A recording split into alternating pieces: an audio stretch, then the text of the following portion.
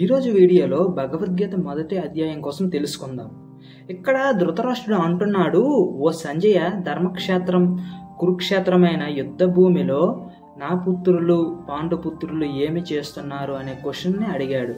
ఇక్కడ ధృతరాష్ట్రుడు అంధుడు, పుట్టుకతోనే అంధుడు. అంతేకాకుండా ఆధ్యాత్మిక జ్ఞానం కూడా లోపించిన వాడు. తన పుత్ర వ్యామోహమే తనకు ధర్మపదం నుండి తప్పించింది. న్యాయపరంగా పాండవులకు చెందిన రాజ్యాన్ని లాక్కునేటట్లు చేసింది. ఆయన తను చేసిన అన్యాయం తనకి తెలుసు. అందువలన ఇక్కడ యుద్ధ ఫలితం ఎలా ఉంటుందో అనే ఆలోచనలో పడ్డాడు. ఎందుకంటే వాళ్ళ వైపు ధర్మం లేదు కదా, ఓడిపోతారు అనే భయంతో ఉన్నాడు. ఇక్కడ ధృతరాష్ట్రుడు సంజయునికి అడిగింది ఏమిటంటే, యుద్ధ భూమిలో నా పుత్రులు పాండుపుత్రులు ఏమి చేస్తున్నారు? అయినా ఈ ప్రశ్న ఎందుకు అడిగాడో మరి. ఎందుకంటే యుద్ధ భూమిలో యుద్ధమే కదా చేస్తారు. అయినప్పటికీ ఎందుకు అడిగాడు అంటే, ఇక్కడ ధర్మక్షేత్రే అంటే ధర్మభూమి, కురుక్షేత్రే అంటే పుణ్యభూమి, పవిత్రమైన స్థలం. ఇక్కడ ఈ పవిత్రమైన స్థలం ధర్మభూమిలో యుద్ధం అనేది ఎవరి వైపు ధర్మం ఉంటే వాళ్ళే గెలుస్తారు. అందువలన వాళ్ళ వైపు ధర్మం లేదే అనే భావనతో ధృతరాష్ట్రుడు ఉన్నాడు. అందువలనే ఈ క్వశ్చన్ని అడిగాడు. సంజయుడు చెబుతున్నాడు, ఇక్కడ ఖచ్చితంగా యుద్ధం జరుగుతుంది, పాండవ సైన్యం యుద్ధానికి సిద్ధమయ్యారు అని. ఇంతలో ధృతరాష్ట్రుడు ఏమన్నాడంటే, దానిని మళ్లించి దుర్యోధనుడు ఏమి చేస్తున్నాడు అనే క్వశ్చన్ అడిగాడు. ఇక్కడ ధృతరాష్ట్రుడి పెద్ద కొడుకు అయిన దుర్యోధనుడు దుష్ట స్వభావం కలవాడు. ధృతరాష్ట్రుడు అంధుడు అవటం వల్ల హస్తినాపుర రాజ్యాన్ని దుర్యోధనుడే పరిపాలిస్తున్నాడు. ఇతని ద్వేయం ఏంటంటే, పాండవులను అణిచివేయాలి, చంపివేయాలి. పాండవులను అణిచివేసి ఈ హస్తినాపుర రాజ్యాన్ని మొత్తం నేనే పరిపాలించాలనేదే ఇతని యొక్క ద్వేయం. ఇక్కడ దుర్యోధనుడు తన యుద్ధ రంగంలో యుద్ధ గురువు అయిన ద్రోణాచార్యుడి దగ్గరికి వెళ్ళి యుద్ధ ప్రణాళికలు రచిస్తున్నాడు. ఇక్కడ దుర్యోధనుడు ద్రోణాచార్యుడితో ఏమి చెబుతున్నాడు అంటే, గతంలో మీరు చేసిన తప్పులు మళ్ళీ చేయకండి. గతంలో ద్రోణాచార్యుడు ద్రుపద మహారాజుకి రాజకీయ వైరం ఉండేది. వైరంలో ఆగ్రహం చెందిన ద్రుపద మహారాజు తపస్సు చేసి యజ్ఞం చేసి ఒక వరం పొందుతాడు. ఆ వరం ఏంటంటే, ద్రుపద మహారాజుకి వైరం ఉంది కదా మన ద్రోణాచార్యుడి పైన, ద్రోణాచార్యుని ఎలా అయినా చంపాలి అనే ఒక కాన్సెప్ట్ పెట్టుకున్నాడు. అందువల్ల ఈ యజ్ఞం చేసి అక్కడ దుష్టదమ్యుడిని వరంగా పొందాడు. ఈ దుష్టదమ్యుడు అనేవాడు ఎప్పటికైనా సరే ద్రోణాచార్యుని చంపే శక్తి ఇతనికి కలిగి ఉంటుంది. ఇక్కడ దుష్టదమ్యుడు తనని చంపడానికి పుట్టాడని తెలిసినా కూడా ద్రోణాచార్యుడు యుద్ధ విద్యలన్నీ కూడా నేర్పుతాడు. ఇక్కడ అతని గొప్పతనం మనకి తెలుస్తుంది. ఇప్పుడు అతను పాండవ పక్షంలో ఉన్నాడు. గతంలో చూపిన కనికరం ఇప్పుడు చూపకండి అనే విషయాన్ని దుర్యోధనుడు తన గురువుకి చెబుతాడనమాట. పాండవుల సైన్యం ఉన్నదానికన్నా ఎక్కువగా కనిపిస్తుంది. పాండవుల దగ్గర ఉన్న మహారథులను చూస్తే వీరందరూ భీమార్జునులతో సమానమైన యోధులు, ఇంకా యుద్ధంలో గట్టి పోటీ ఇచ్చేవారే. దుర్యోధనుడు కౌరవ సైన్యాధ్యక్షుడిగా ద్రోణాచార్యుని ద్విజోత్తమ అని పిలుస్తాడు. ద్విజోత్తమ అంటే బ్రాహ్మణుల్లో ఉత్తమమైన వాడా అని. మన పక్షంలో ఉన్న ప్రధాన యోధుల గురించి కూడా వినుము అని తన సొంత ఉత్సాహాన్ని ఇంకా గురువు ఉత్సాహాన్ని పెంపొందించడానికి ఇలా చెబుతాడు. మన తరపున చాలామంది ఉన్నారు, మీరు ఇంకా భీష్ముడికి చావుయే లేదు, తనకి ఎప్పుడు చావు కావాలో అప్పుడే వస్తుంది. కర్ణుడు అర్జునుడితో సమానమైన వాడు.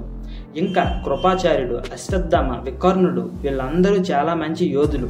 వీళ్ళకి ఓటమంటే ఏమిటో తెలీదు. ఇలాంటి యోధులు మన దగ్గర ఉన్నారు.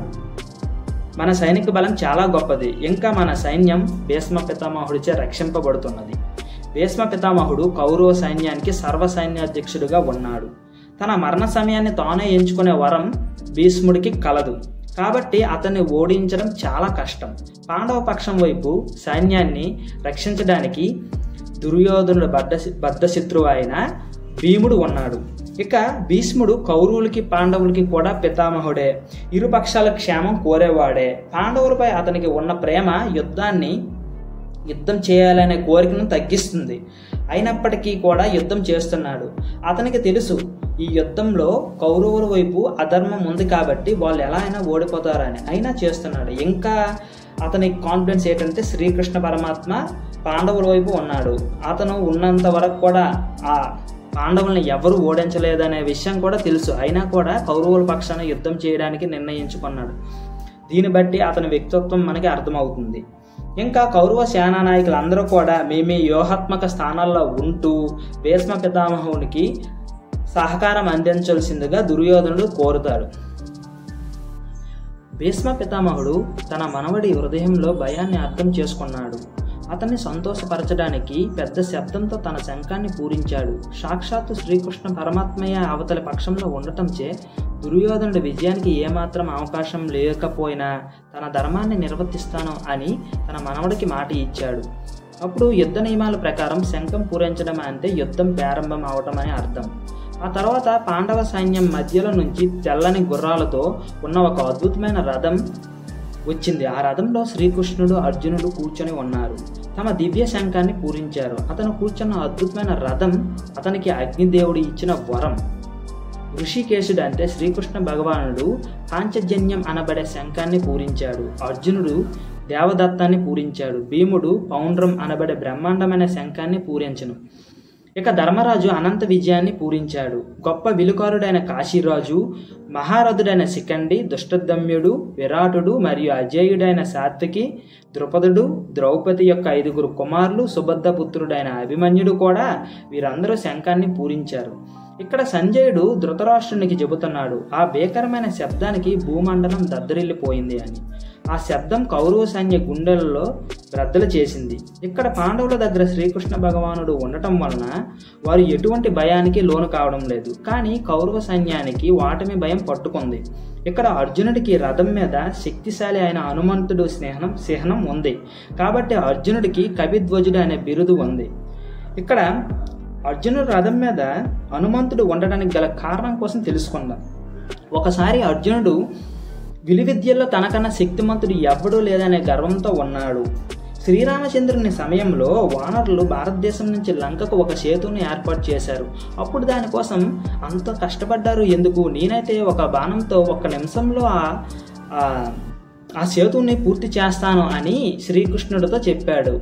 సరే అని చెప్పి శ్రీకృష్ణ భగవానుడు అంటాడు, నువ్వు ఇప్పుడు సేతువు నిర్మించమని చెబుతాడు. సరే అని 1 నిమిషంలో అర్జునుడు ఆ సేతువుని నిర్మించాడు. అప్పుడు శ్రీకృష్ణ భగవానుడు హనుమంతుడిని పిలిచాడు. హనుమంతుడిని నడవమని చెప్పాడు ఆ సేతువు పైన. అతను 4-5 అడుగులు వేసే సమయానికి ఆ సేతువు కూలిపోతుంది. అప్పుడు అర్జునుడి గర్వం పోతుందన్నమాట. అప్పుడు అర్జునుడు తల వంచుకొని క్షమాపణలు చెబుతాడు. ఎవరికి కూడా గర్వం ఉండకూడదు అని హనుమంతుడు అర్జునుడికి చెబుతాడనమాట. హనుమంతుడు మహాభారత సమయంలో నీ రథంపై నేను కూర్చుంటాను అని వరం ఇచ్చాడు. ఈ విధంగా అర్జునుడు రథం మీద హనుమంతుడు ఉంటాడు. అలా వరం వల్ల అర్జునుడు రథం పైన హనుమంతుడు ఉన్నాడు. ఇప్పుడు అర్జునుడు ఇలా అన్నాడు, ఓ అచ్యుత, దయచేసి నా రథాన్ని 2 సైన్యాల మధ్యకి తీసుకువెళ్ళు. ఈ మహాపోరాటంలో రణరంగంలో నిలిచి ఉన్నది ఎవరెవరితో యుద్ధం చేయాలో నేను చూడాలి. ఇక్కడ సమస్త సృష్టికి పరమేశ్వరుడు శ్రీకృష్ణ పరమాత్మ, అతని యొక్క భక్తుడు అర్జునుడు. అయినప్పటికీ అర్జునుడు భగవంతుడిని తన రథాన్ని తాను కోరుకున్న చోటికి తీసుకువెళుతున్నాడు. ఇది భగవంతునికి తన భక్తులతో ఉండే సంబంధం యొక్క మాధుర్యాన్ని తెలియజేస్తుంది.